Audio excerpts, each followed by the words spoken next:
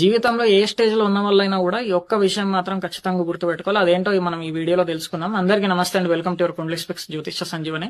మనం ఎప్పుడైతే మనకి ఏదైనా ఇబ్బందికరమైన సంఘటనలు జరుగుతాయో, లేకపోతే మనం దేని వల్ల నష్టపోతామో, ఎప్పుడైతే మనకి ప్రాబ్లమ్స్ వస్తాయో లైఫ్ లో, ఎట్టి పరిస్థితుల్లో మనం చేయకూడని పని ఏంటంటే వేరే వాళ్ళని బ్లేమ్ చేయడం. అంటే వీళ్ళ వల్ల నాకు ఈ పరిస్థితి వచ్చిందో, లేకపోతే వాళ్ళ వల్ల నాకు పరిస్థితి వచ్చింది, పేరెంట్స్ బాగాలేరనో, లేకపోతే పిల్లలు బాగాలేరనో, ఏ విధంగా కూడా మనకి ఎట్టి పరిస్థితుల్లో మనకు జరిగిన నష్టాన్ని వేరే వాళ్ళ పైన మనం బ్లేమ్ చేయొద్దు. సో దీని వెనకాల రీజన్ ఏంటో తెలుసుకుందాం.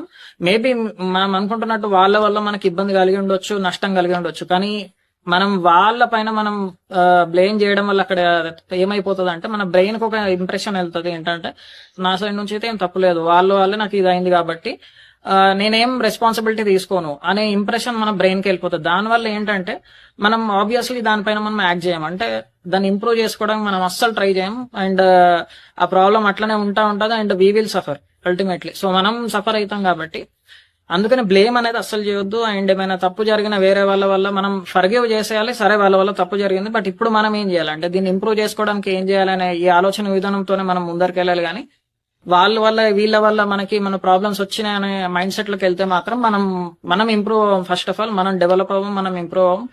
సో ఈ విషయాన్ని అందరూ గమనించుకోవాలి. నమస్తే.